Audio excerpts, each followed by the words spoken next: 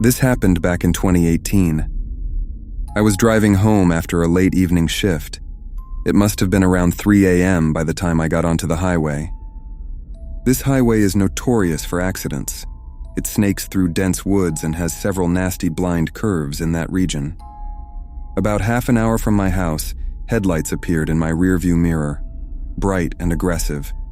They came out of nowhere, and I could barely see the car attached to them. I figured it was just some late-night driver in a rush, but instead of passing, they started tailgating me closely. A surge of annoyance shot through me. I tapped the brakes, signaling for them to back off, but they responded by flashing their lights.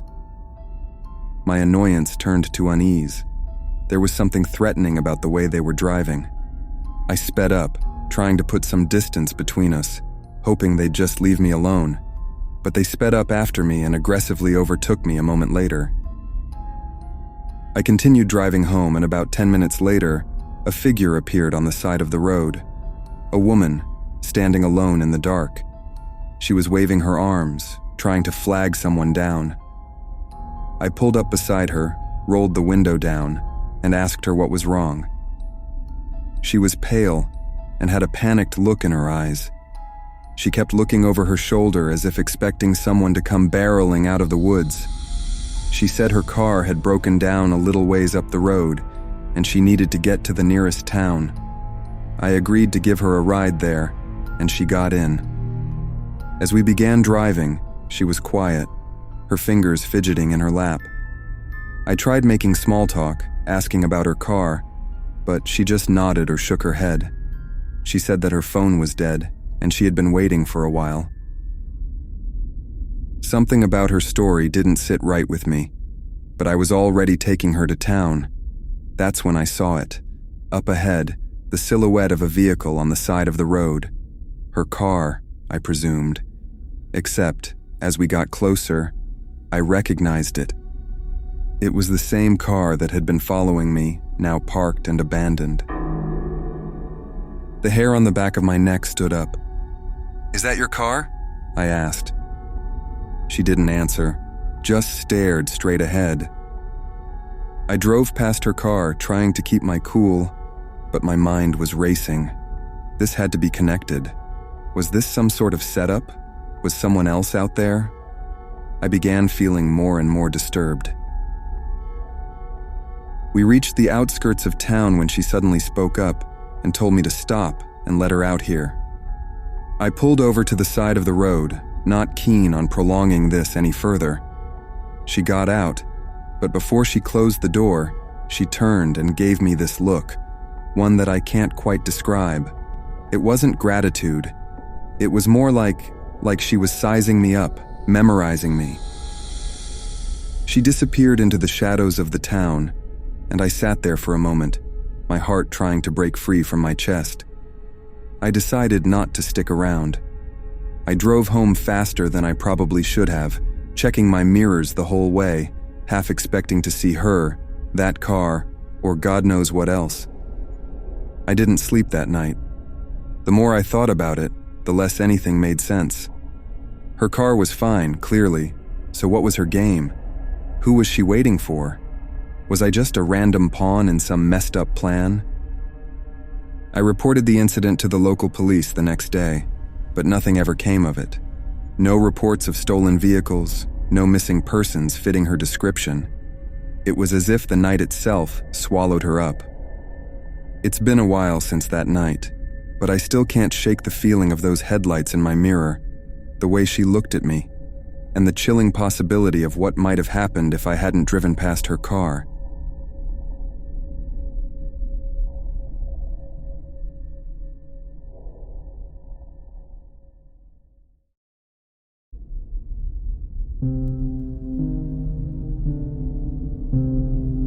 A couple of years ago, I took up a challenge to drive through all 50 states.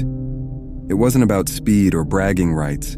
It was about experiences, about stopping in small towns, visiting local landmarks, and enjoying what America had to offer. Around the 30th state mark, I found myself in Nebraska, aiming to explore the Sandhills. I'd been advised to stick to the main roads, as the smaller roads could be tricky for unfamiliar drivers. Naturally, I did the opposite. My adventurous side got the best of me, and I found a desolate road, stretching endlessly with the rolling hills on either side. I pulled over on the side of the road to watch the sunset. Once night fell, I hopped back in my car and started driving back to a motel I was staying at for the night. The road was shrouded in darkness, and there wasn't a car in sight. As I was driving on this long, empty road, I noticed headlights in my rearview mirror. A car was approaching quickly.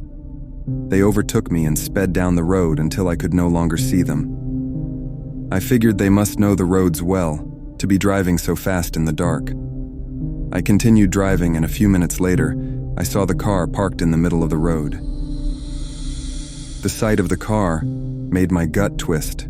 Something didn't feel right. As I slowed my approach, I scanned the horizon for any sign of a detour or a problem ahead. The road was empty, as far as I could see, except for the car, with its headlights dimmed and positioned in a way that left me no room to pass.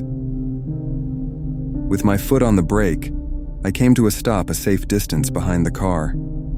I waited for a moment, expecting someone to come out or at least for the car to move, but the scene remained eerily still.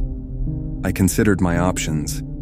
I thought about turning around and trying to find another way to the motel, but I guess my conscience urged me to check if someone needed help.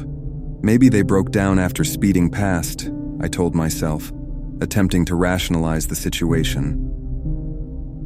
With a deep breath, I grabbed my flashlight and cautiously stepped out of the car and walked towards them. I called out, but nobody responded. I stopped just short of the abandoned car and pointed my flashlight inside, but there was nobody in it. Puzzled, I leaned into the open driver's window and saw the keys still dangling in the ignition. A cold shiver ran down my spine as I realized this abandonment was intentional. Why would anyone leave their car like this here, of all places? I thought. That's when I noticed a faint glow from the hill crest to my right. I went towards it. The glow seemed to grow brighter as I approached. I saw an older man sitting on the ground, holding a flashlight. "Excuse me, is everything okay? Did you leave your car in the road?" I called out, hoping for an explanation. "The road demands a pause," he replied. "What do you mean?" "Some roads you drive. Some drive you. Tonight, this road asks for a moment of your time as payment for safe passage," he replied, while pointing his flashlight towards the sky. Do you mind moving your car off the road so that I can pass?" I asked nervously. He looked at me, and his face had changed. He seemed angry at my response, but didn't say a word and just walked back towards the road. I followed, and as we approached our cars, he turned around and said, "You might not like how this night unfolds for you." I watched the old man as he walked to his car, with an unnerving feeling coming over me. Was that a threat, or was it a warning? I thought to myself. I couldn't help but glance around, half expecting something to happen. He got into his car, started the engine, and to my relief, slowly pulled off to the side of the road. I waited until he had completely moved out of the way before getting back into my car. I kept my eyes on him through the rearview mirror as I passed. He just sat there, his car idling on the shoulder. Nothing happened for the rest of the night, and I got to my motel safely. But I couldn't shake this awful feeling that was left within me from this encounter. I figured that it was just some crazy old man, but for the rest of my trip, I felt anxious that I would run into him again, or that something bad would happen. Luckily, neither of the two happened, but whenever I think about that night, I still get shivers down my spine.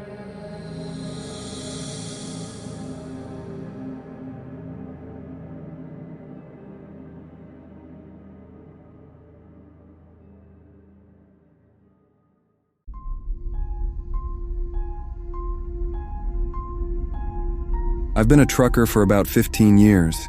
It's a job I'm used to, and I couldn't really imagine doing anything else. I've seen some interesting situations over the years, and I'd often hear horror stories at truck stops from other truckers, but nothing too crazy had happened to me until a couple of months ago. I was hauling a load of electronics from Austin to El Paso, a trip I'd done more times than I can count.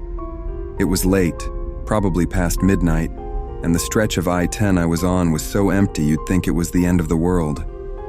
I had been driving a few hours when I noticed ahead this old beat-up sedan on the side of the road. Hood up, flashers on, the universal sign of car trouble. I'm a decent guy, so I figured I'd stop and see if they needed help. I pulled over, grabbed my flashlight, and walked over. As I walked towards the car, I noticed that there was nobody inside, which was weird. But then I heard a voice from behind. "Hey, buddy, can you give us a hand?" I nearly jumped out of my shoes. It was a guy, just standing in the dark a few feet off the road. I asked him what the problem was, and he said something about the engine overheating. I'm not a mechanic or anything, but I know my way around an engine, so I took a look.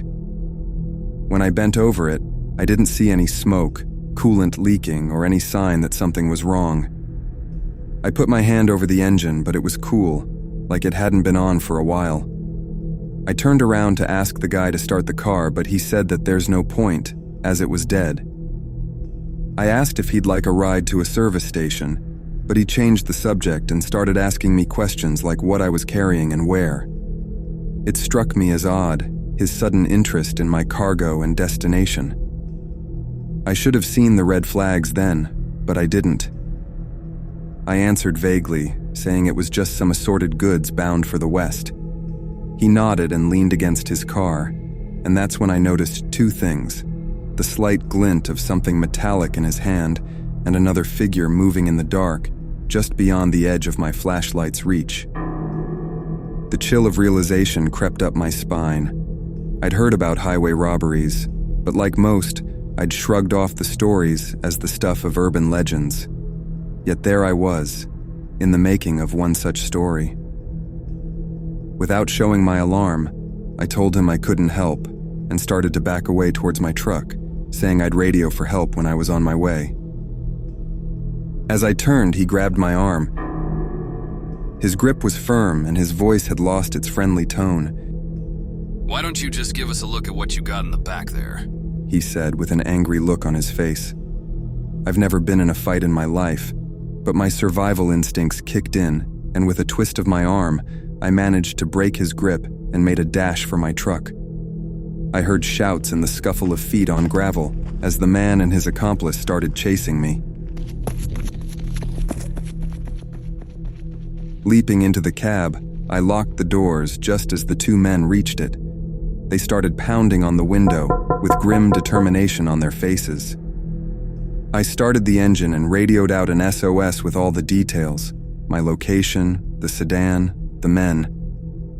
I didn't know if anyone was close enough to hear, but I had to hope.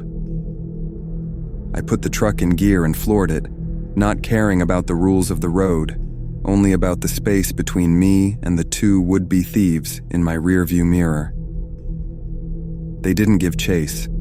I guess they figured it wasn't worth it, not when their faces would now be known. When I finally reached the next truck stop, I found a few local sheriffs waiting, having been alerted by my call. They took my statement and told me there had been similar incidents recently. I was lucky, they said, to have gotten away. I learned later that they caught the guys, found them trying the same trick on another trucker who wasn't so lucky. He'd been roughed up but was alive, which was more than could have been the case, they said. I don't know about fate or karma, but I do know this. The open road can be unforgiving, and sometimes the most ordinary things can turn extraordinary in the worst ways. Now I drive with one eye on the horizon and the other in the rear view, and I never stop for cars in the dark. Not anymore.